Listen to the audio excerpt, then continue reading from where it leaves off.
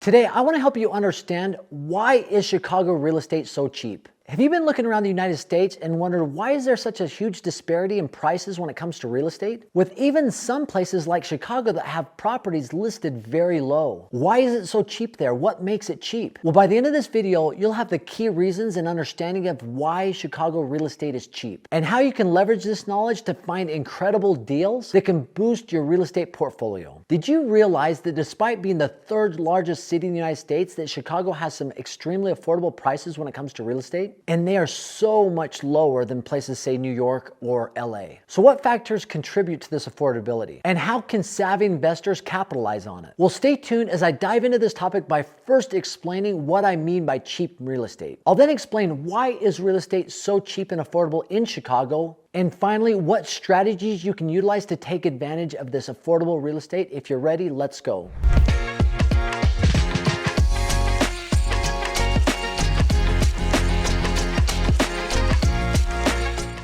So if you're like me, you've been in an area where you've watched real estate prices explode over the last 5 years, making it almost impossible for people to even get into a home right now. And you've seen interest rates start to climb as well, that make it even more difficult to get involved in real estate. However, when things like that happen, there usually presents a huge opportunity. Now, the question being asked, is there an expected pullback on prices? The answer to that question is nobody really knows. I think most of us would hope so, but there's a lot of factors that go into that. The economic data, if I was looking at it, might say they're due for a pullback, but crazier things have happened. But the good news is there are places right now in the United States where real estate prices are very cheap. And let's define that really quick. When I'm talking about cheap real estate, especially in the area, let's say Chicago, what am I really talking about? I'm talking about home prices that are below $150,000. Now, there is cheap real estate, and then there is cheap real estate. The latter is the cheap real estate that has just been hammered, and cosmetically or the interior or fundamentally, it is just absolutely flawed. And it actually might take a miracle to get that property functioning again. And even the best fix and flipper out there would take a miracle to resurrect that property. That's why that property is cheap. Now, the former, the cheap real estate, that's inexpensive because of a couple different things. It might be a little bit distressed, but it also might have some other factors to go into it, which I'll explain later, or a distressed seller, somebody who is under distress.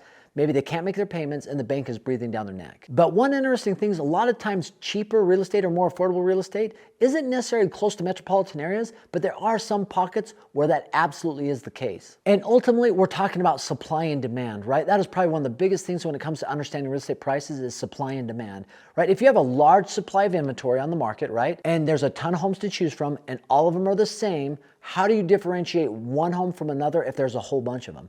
Well, it's got to be price. So in order to get this large supply of homes sold, price needs to come down in order to meet the demand. Now, if demand is high and there's a high demand for homes and very little supply, what happens?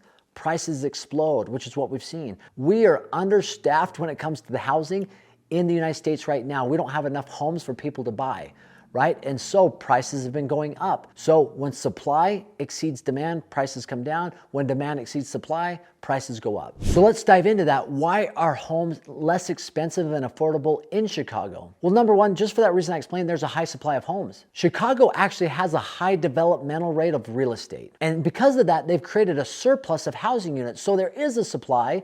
So that means that prices are coming down and are down right now. The second thing is, there is neighborhood diversity in Chicago, unlike a lot of other places. You have some neighborhoods that are boasting top-notch schools, really nice areas, and those might be expensive, but you have other areas that are still closer to the metropolitan areas that are more affordable and have easy access to the city. Another thing in Chicago is it has a moderate demand for homes, not a skyrocketing demand like some of the areas, especially around the Sun Belt, but it has more of a moderate demand, which means it isn't as high as other areas. Now, Chicago is a beautiful city, but compared to a lot of other cities, Chicago has a pretty challenging winter scene, right? It's called the Windy City for a reason, and when that temperature drops off of the lake and that wind comes in and the temperature and wind chill comes down, you're going to experience a very cold situation. And a lot of people just don't like that, or it starts to get on their nerve after a certain period of time. I've been in a situation like that. I'm still in a situation like that where the winters are pretty harsh, and every year it seems to wear just a little bit more. But because of that moderate demand, the home prices are definitely more affordable. Also in Chicago, there's economic factors. Certain things like higher than average unemployment rates and income taxes. So all of these things combined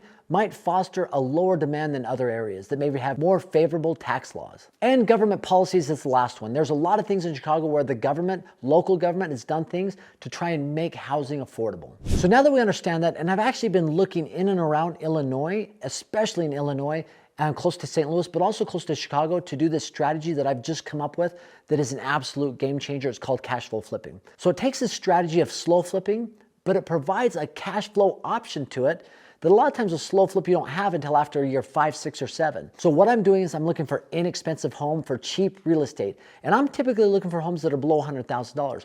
When I find a home that's listed, in order to make it pencil, I need to get it about 30, 40% below appraisal value or the listing price of the home. So stick with me here. So if I find a home that's listed at say $70,000, I need to get that home around $50,000 in order to make it work for me. Now this is what I do. Because I'm utilizing a private money lender, and even if I have some that are charging me 8 to 10%, but say that somebody's charging me 12%. If I can get 12% on $50,000, the interest rate on that is $6,000 a year. Because I have cash, I can go to this buyer, I can close quickly, and I can give them cash for their home. And a lot of times that's what people are looking for, so I can negotiate a lower price. So let's say I get a home for $50,000, I pay cash for that, I get the home, I immediately am looking to put somebody into that home on a lease option strategy, a rent-to-own strategy, which means they're gonna lease the home from me for 2 years, and after 2 years, they're gonna buy it from me. Because it's a lease option, they're gonna pay me an option price, and let's just call that a couple $1,000s. It's usually 2 to 7% of the purchase price, but if they give me $2,000, they now take this home off the market, they live there, they rent it from me, and they have the option to buy it from me 2 years down the road. Now, if it's listed at $70,000 and they buy it from me at $70,000 2 years down the road, they're in a great situation, which is exactly what I want, because they're gonna see a potential for this property to appreciate over a 2-year period of time. So let's say it even appreciates a little bit and goes up to $75,000, they're buying it at 70, they're in a great situation. Now, also in a lease option, a certain dollar amount of their monthly payment, I'm gonna count towards their down payment. Plus, I'll count that option price towards the down payment. So let's say I take $100 of their $950 rent that I'm gonna count towards their down payment. After 24 months, that ends up being $2,400. So if you add the $2,400 plus the $2,000, they've got $4,400 baked in already to their down payment when they close on that home 2 years from now. Now let's walk through the rest of this scenario.